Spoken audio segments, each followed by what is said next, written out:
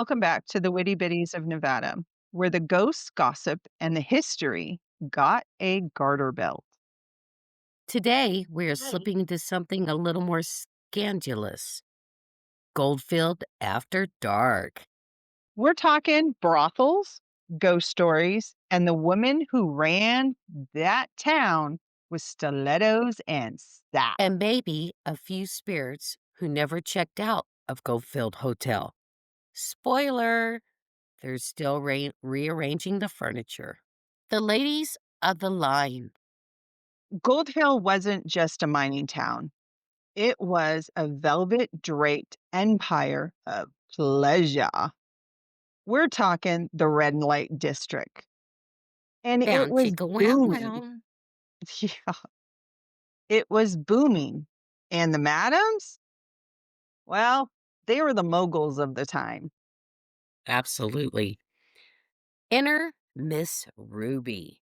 She's a composite of the real life queens of the district. Part business tycoon, part velvet thunderstorm. Ooh, wow. Mm. This is how much of a tycoon she was. She owned three brothels, two saloons, and allegedly one host. And she was effins hearts because we can't swear.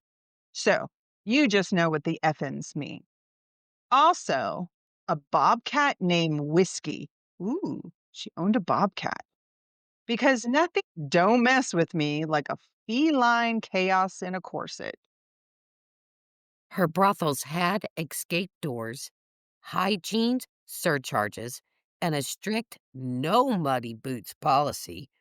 She ran her empire with a ledger sharper than host ones of the FF badge.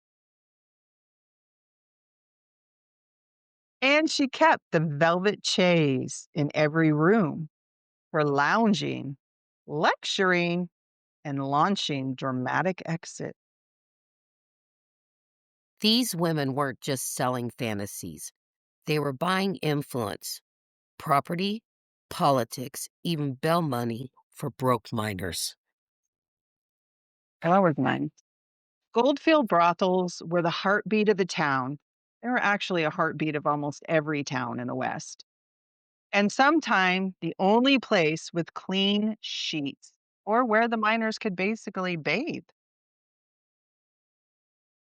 Now, let's Absolutely. get yeah. So, in Goldfield, there is also several ghosts with opinions, and we're going to get into those right now. So, let's talk the talk of the ghosts, or at least we're going to try to.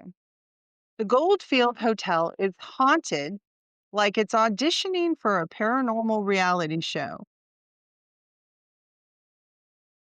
Room 109. That's Elizabeth's room.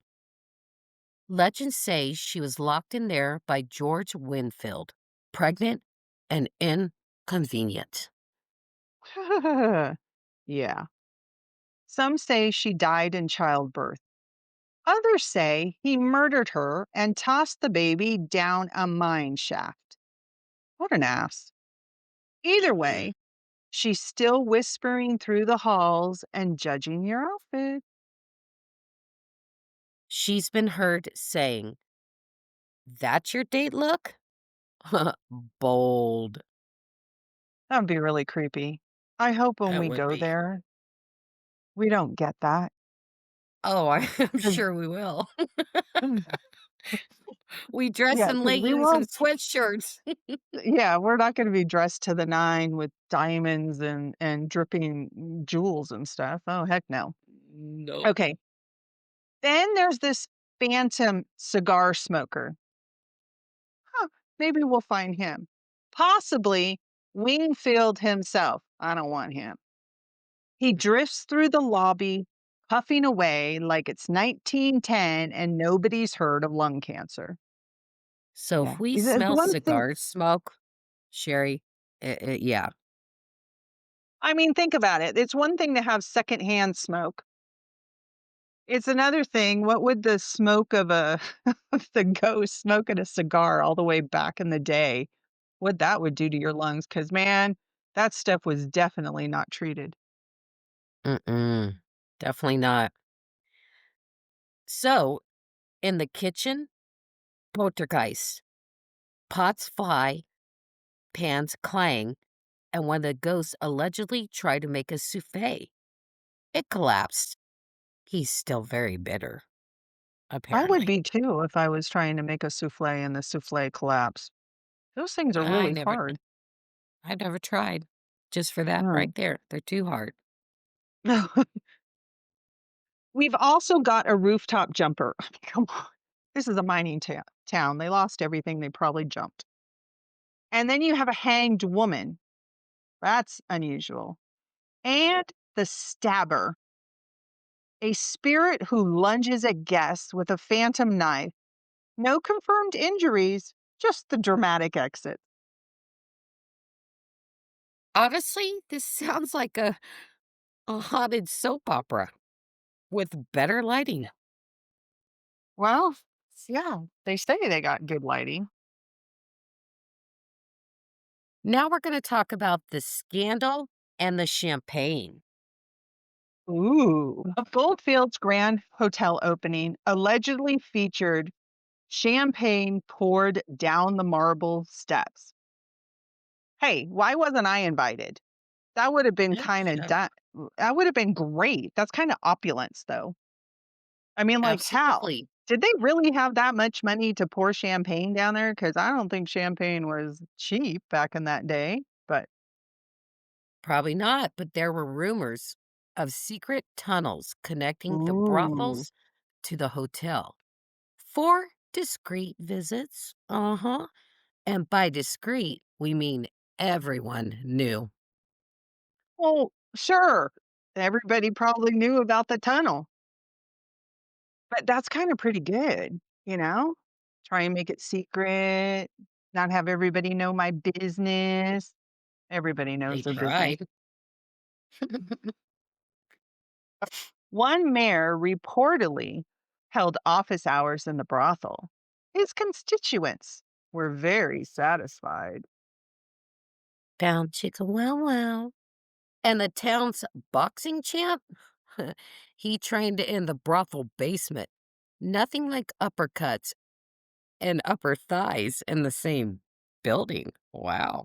Miss Ruby once hosted a seance in her parlor. She charged extra if the ghost flirted back. I would too, Yeah. wouldn't you? Well, Absolutely. yeah. All right. So let's get into the ghosted and gritty. And this is another misfortune hotline. All right. Welcome to the Ghosted and Gritty Hotline, where your misfortunes meet our amusements. Hi, it's Mabel from Mina. I once tried to seduce a ghost in the Goldfield Hotel. It turns out it was just a coke rack. We're still seeing each other.